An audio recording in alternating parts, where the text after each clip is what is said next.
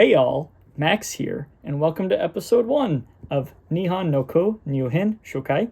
If you saw the season premiere for season 3, you saw that I bought a bunch of games from Japan, and over the next few weeks I'm just going to document all the games that I got based on system and just talk about what I have. So, what better way to start season 3 with the Famicom? So, Nintendo has a really long history of entertainment. They started making Hanafuda, which is kind of like playing cards. Then they moved to just general toys. And then they got into the arcade market. And they were very, very successful in the arcade market. One that everybody should know would be Donkey Kong. That was a Nintendo cabinet. And then they made their first big crack at getting into the home video game market with the Famicom, which was released in summer of 1983. Then, a couple years later, Nintendo brought the NES to North America, and everybody knows the NES. The video game market had crashed a few years prior, just due to the oversaturation of systems like the Atari and the ColecoVision and the Intellivision. So Nintendo initially didn't market the NES as a video game system as much as it did an entertainment system. NES stands for Nintendo Entertainment System. Needless to say, this system exploded here in North America and completely revived gaming in North America. So that's very exciting.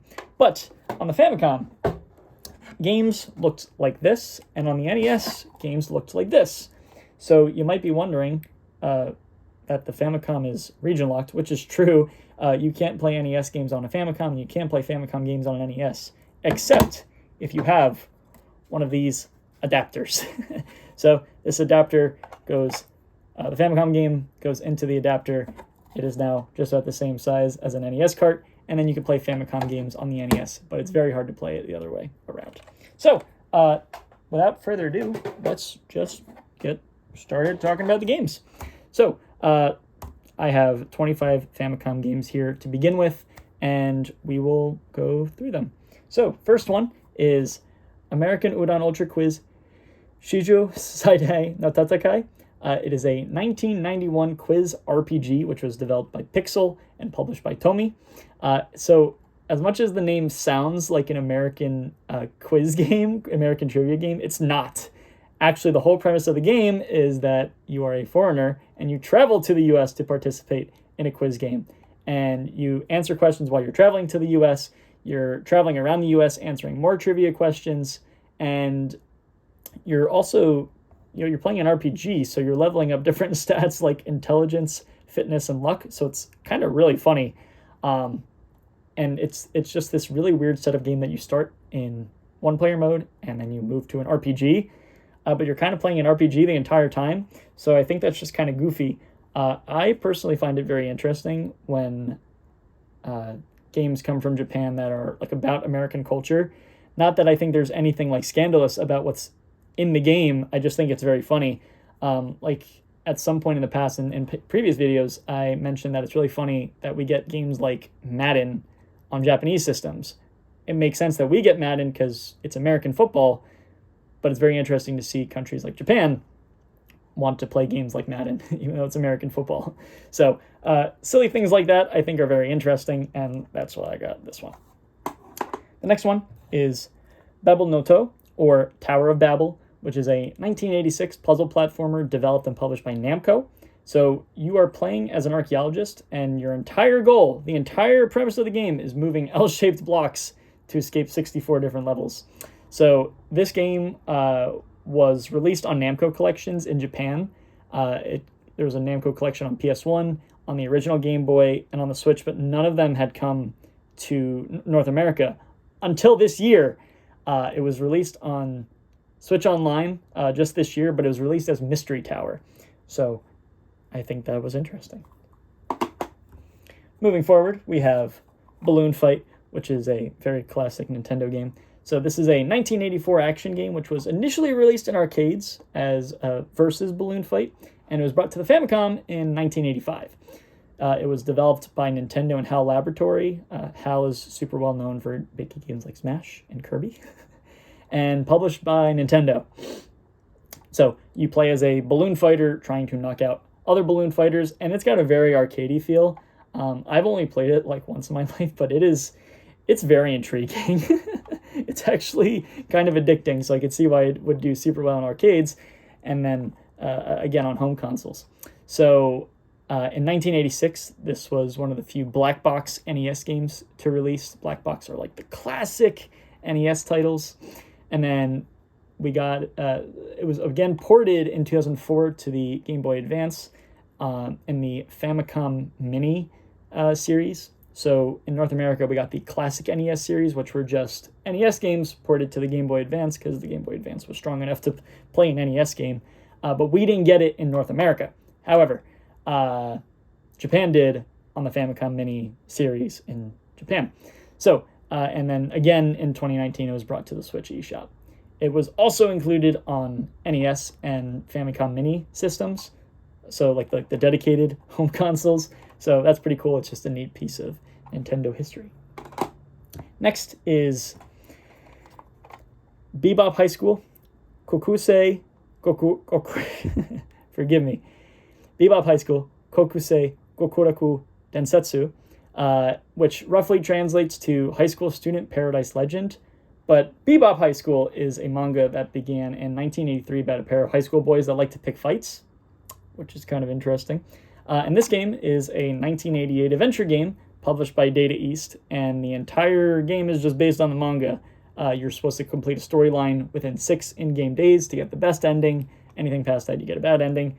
And you're going to see a lot in this season that I bought games because they look cool. Bebop is a phrase I've heard a lot, like growing up. I didn't realize that it had other origins besides just like music, and I didn't realize that there was a manga about it. So just kind of interesting, but I think the name Bebop just kind of sticks. So just kind of funny. Next is Binary Land. It's a 1984 score-based puzzle game, which was initially released on the MSX, which is a home computer, and was brought to the Famicom in 1985. It was developed and published by Hudson Soft, and all it is, it's 99 levels of reuniting two penguins that are in love. So you're playing through puzzles just to reunite a boy and girl penguin that are in love. That's kind of funny. That's kind of why I got it. You'll also notice that a lot of Famicom games are very colored. So in North America, pretty much every game we ever got was on this gray cart. There were some differences, like there were Tengen black carts, but Famicom games are very colorful. Just alone in these first few games, we have pink, black, white, and red. And as you see as we go forward, there are more colors. So I think that variety in colors for Famicom cards is also super, super intriguing. So that's Binary Land. Next is Bird Week, which is on a light teal cart. Bird Week is a 1986 simulation game developed by Linar and published by Toshiba EMI, which at the time was a Japanese music company, not even a gaming company. Toshiba EMI eventually absorbed into Universal Music Japan. And this game, you are playing seasonal levels where you keep baby birds alive. So you have to feed your baby birds, you have to avoid enemies, you have to go through the seasons. It's almost like Tamagotchi, where you're just kind of keeping things alive by doing different things. I think that's interesting. I think the name Bird Week for a video game is also kind of funny, similar to Binary Land. So, more games that I just bought. Next is a very, very classic game. So Bomberman is a franchise of maze, puzzle, platformer games with some other different ones in there. And it all began with the 1983 maze game that was initially released for home computers and was brought to the Famicom in 1985. So Bomberman is developed and published by Hudson Soft, and you play as the robot Bomberman, finding his way out of levels by blowing up rocks and finding doors, all while avoiding enemies. So this got a 1989 release on the NES in North America. It was also given a release on the Famicom Disk System in 1990. The Famicom Disk System is a Famicom add-on that we're going to talk a little bit more about in the future. And it was also given a Famicom Mini and Classic NES release on the GBA in 2004. So you could play this in North America on the GBA when it came to the classic NES series. It was also included in a Hudson GBA collection that I wasn't able to find a lot of information about. And Bomberman is just a super popular franchise. And if puzzle platforming sounds intriguing to you, Super Bomberman R2 for the Switch is set to be released in about a month. So definitely check out Bomberman if that's something you seem interested in. Next is Castle Excellent. So it's a 1985 adventure puzzle game, initially released again for home computers, but brought to the Famicom in 1986. It was developed and published by ASCII, and the premise of the game is saving Princess Margarita in Groken Castle by getting through push puzzles, matching color keys, and avoiding enemies. So it's just another puzzle game. It's a sequel to the 1985 The Castle, which Wikipedia notes is a early version of a Metroidvania, so that's super interesting as well. And this sequel was released on the NES in 1989 as Castle Quest. So,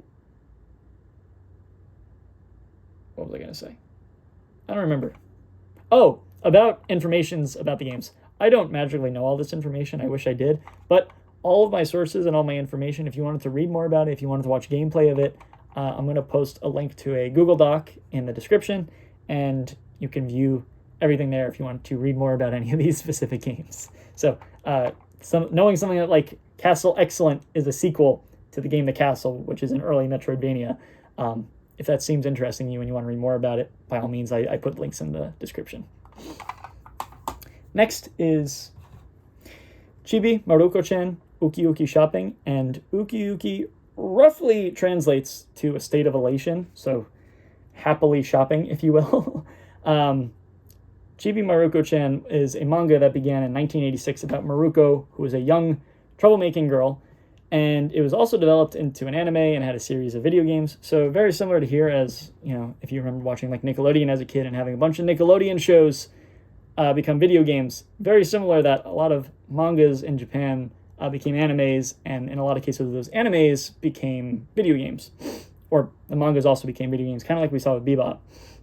So this first game that was ever released for the Chibi Maruko-chan franchise was released in 1991. It's kind of like a board game where your entire goal is to get to an endpoint with a certain set of items. And when I was watching gameplay of it, it is very, very similar to like a Mario Party. So definitely maybe an early Mario Party, a influence, if you will. And when I was buying a lot of these games and coming across a lot of them, Chibi Maruko-chan popped up quite a bit. So part of the reason why I bought it was because I saw a bunch of games of that nature. So I said, let me get a bunch of them. So Maruko is definitely going to pop up again in the future. Next is City Adventure Touch, Mystery of Triangle. So City Adventure Touch is a manga that began in 1981 about high school baseball, and it also developed into an anime with a bunch of movie releases. So this is a 1987 adventure game where the entire goal is to find 10 cats, which doesn't sound like a lot, but apparently the map is humongous. So yes, finding 10 cats doesn't seem like all that crazy, but you're finding a lot of them over the course of an entire map, which is pretty interesting. Next is another Nintendo classic, Clue Clue Land, which is a 1984 puzzle game developed and published by Nintendo, initially for the arcades, but also initially for the Famicom, so it came alongside the arcades. You play as a balloon fish who is recovering blocks of gold. That's it. Clue Clue Land also got a black box release on the NES in 1985. It got a 1992 Famicom Disk System release, and also was re-released in 2004 on the GBA, again on those Famicom Mini and Classic NES series carts. But we didn't get one in North America. It was only a Famicom Mini in Japan. And it was also re-released in 2019 on the Switch eShop. So it appears a lot of in a lot of Nintendo media, kind of like Super Smash Bros. And WarioWare. So kind of like Balloon Fight, it's just one of those games that keeps reappearing in Nintendo culture. Next is Digital Devil, Monogatari Megami Tensei, which, don't beat me to the punchline. So this game is a 1987 dungeon crawling RPG developed by Atlas and published by Namco. You play as a pair of high school students who is trying to undo one of the students' release of demons into the real world. So this game was based on a trilogy of Japanese sci-fi novels, and it also had a home computer release at the time, but it was slightly different, and it was eventually remade for the Super Famicom in 1995. And we're going to talk more about the Super Famicom in the future. So there was also an original sequel released for the Famicom in 1990, and now getting to the point, Atlas would eventually purchase the rights for this Megami Tensei series just based on the two games, this game and then the sequel for the Famicom, and it would eventually create the Shin Megami Tensei franchise, which is humongous. I've never played a Shin Megami Tensei game in my entire life, but the franchise is big, and I have a lot of friends who really like Shin Megami Tensei. So, very interesting to see the game that more or less started it all. Moving further along, we have Donald Land, which you're looking at it, wondering why I'm saying Donald Land and not Ronald Land. This is a 1988 platformer developed and published by Data East, and you play as Donald McDonald, because in Japan, he was known as Donald McDonald, and not Ronald McDonald like he was here in North America. And all the goal is Donald trying to restore McDonald Land and recover his companions. It's McDonald's theme, that's why I bought it. Next is Doraemon. So Doraemon is a manga that began in 1969 about a robotic cat that takes care of a kind yet lazy boy named Nobita. Doraemon, like a lot of the other franchises here, grew into this humongous media franchise, and it had anime and movies and other forms of media, and my understanding is that it is so influential that it became the first anime ambassador of Japan in 2008, which is really freaking cool. This game specifically is a 1986 adventure game with 3 different levels and 3 different gameplay styles, all created by different lead designers on each level, which is really cool that there's a lot of variation in how the game plays. So, and you just play as Doraemon, saving the boy Nobita and his friends. And my understanding is that this is also the 10th best-selling Famicom game of its release year in 1986. Doraemon is another one of those things that popped up quite a bit while I was buying games, so I decided to buy a bunch of Doraemon games. So that's pretty cool. Next is Doughboy, and its name is just as funny, and that's exactly why I bought it. Doughboy is a 1984 action game initially released for the Commodore 64, which was a gaming system, but also kind of a computer. Is a computer. But the interesting part is that it was initially released in North America first, and then it was brought to the Famicom in 1985.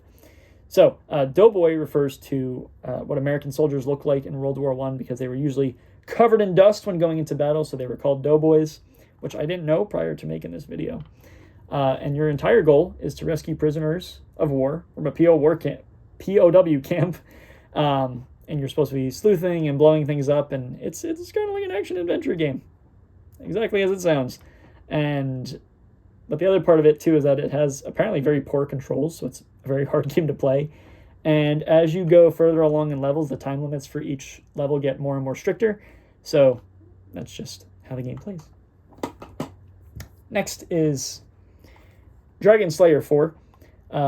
This is a 1987 early Metroidvania developed by Falcom and published by Namco. And so the Dragon Slayer series is super interesting. This is the 4th main game in the Dragon Slayer series, and it was the first to be brought to North America in 1989. 4th game in the series, but first to be brought to North America in 1989 as Legacy of the Wizard on NES. But the second game in the series, so a precursor to Dragon Slayer 4, was localized to North America 3 months later. So this game came first, even though it is later in the series, which is kind of interesting. You play as different family members, all with different abilities and stats, as they venture into a dungeon with the goal of defeating bosses and collecting 4 crowns. And once you have those 4 crowns, you can then defeat the final boss. It's been included on a Namco collection on modern eShops, so it's just a way that you can play it today. Next is Juaga no To, or Tower of Juaga. It's a 1984 action maze RPG developed and published by Namco. It was initially released in arcades and then brought to the Famicom in 1985. You play as Gilgamesh as he scales 60 randomized levels of a tower in basically Pac-Man-like fashion, which is pretty interesting. It's got a handful of re-releases. It was re-released in 1990 on the Game Boy, 1992 on the TurboGrafx 16, 2003 on the GameCube, and in 2022 on the Switch and PS4 eShops, which is pretty neat.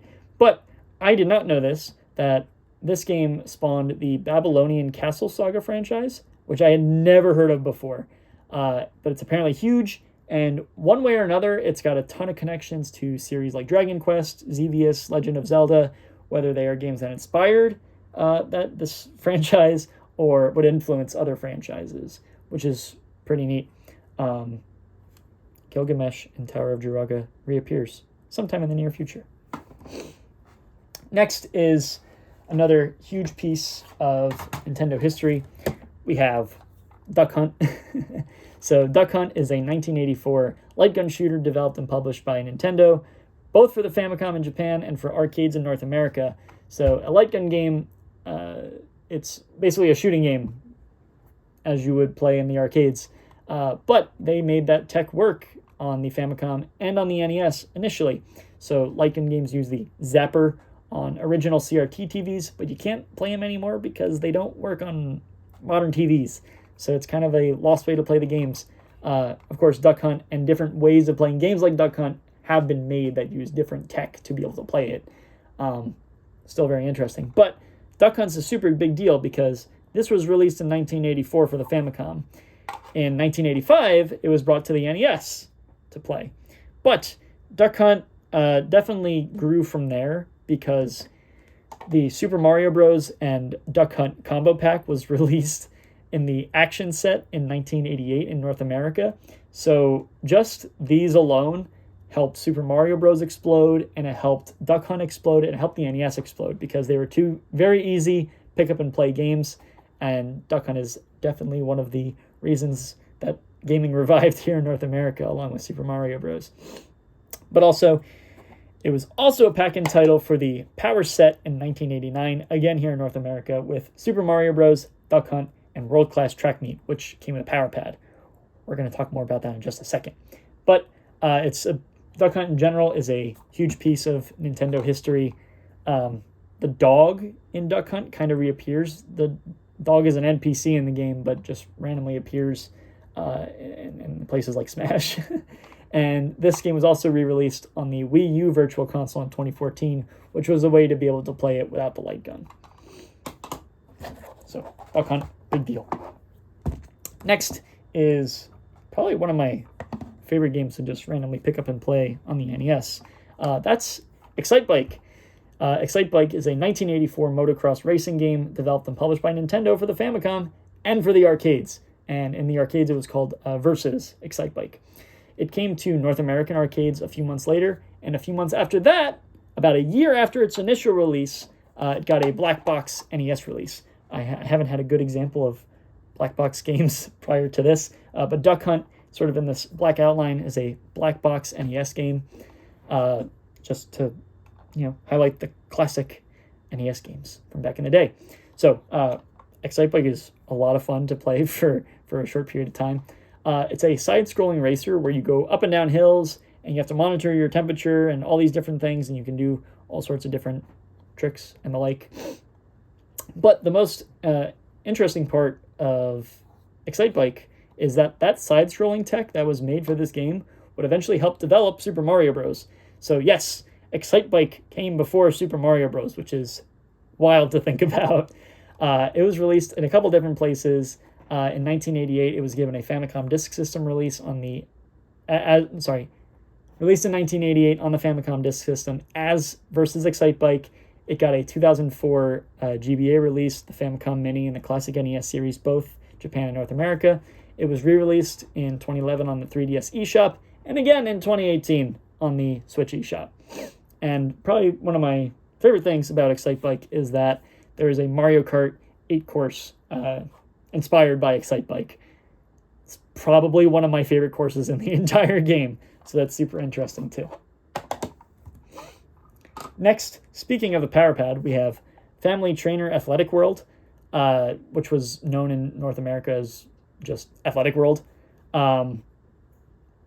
which is different from Stadium Events and World Class Track Meet, which were other Power Pad games. But the Power Pad was literally a controller, which kind of looks like a DDR mat, that you plug it in and it monitors your movement. So this was a 1986 fitness game developed by Human Entertainment and published by Namco, and it just emulated track and field events. So that's kind of interesting. But this bigger green cart is absolutely beautiful. I love the green. I love that it's bigger. It's just kind of funny. Next, I know I'm going to botch this name, so hear me out. We have Fire Emblem Ankoko Ryu Tohikari no Tsurugi, which roughly translates to Fire Emblem, Shadow Dragon, and the Blade of Light, but I'm going to come back to that in just a second. So this is a 1990 tactical RPG developed by Intelligent Systems and published by Nintendo, and it is the first Fire Emblem game. So Fire Emblem is another humongous series. I don't want to say similar to Shin Megami Tensei series, but another example of a very popular franchise beginning on the Famicom, and you play as Marth as he grows an army through turn-based battles. It also grew the popularity of tactical RPGs in Japan. So if you ever think of why you played a tactical RPG, it might have been because of Fire Emblem, growing the popularity of that. So it was re-released on the 3DS and Wii U eShops in Japan, but it got an official English translation in 2020 for the Switch eShop, which was Fire Emblem, Shadow Dragon, and the Blade of Light, which is really neat. So that's just really cool to have the first Fire Emblem game.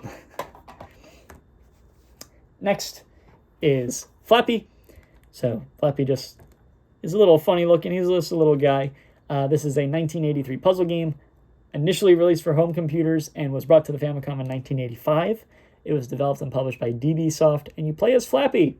This little dude right here. You play as Flappy as he treks to collect all the blue stones in hopes of a miracle occurring. I don't know. It was brought to the Game Boy in 1990 and the Wii Virtual Console in 2007, and it also had a sequel with more difficult puzzles called King Flappy, but never here in North America. So just kind of funny and just kind of interesting. Next is Flip Hole, an exciting cube game. Can't leave that part out. So this is a 1989 tile matching puzzle game, initially released in arcades and the Famicom, and it was later brought to home computers. So almost every game before this was initially released for home computers, and this is one that was later brought to home computers. It was developed and published by Taito, and known as Plotting outside of Japan. So not Flipple, it was known as Plotting outside of Japan, but in 1990 on Game Boy in North America, it was released as Flipple, not Plotting, which is kind of weird, and it was also included in a 2005 Taito Legends compilation for PS2 and Xbox, and also released in 2022 on the Switch and PS4 eShops. So just kind of neat. Puzzle games are cool.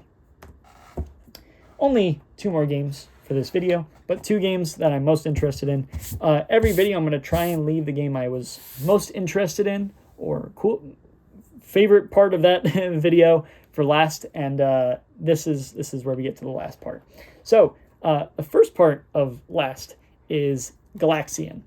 So Galaxian is a 1979 shooting arcade game developed and published by Namco, which was initially in response to Space Invaders by Taito. So Space Invaders, another really popular arcade game.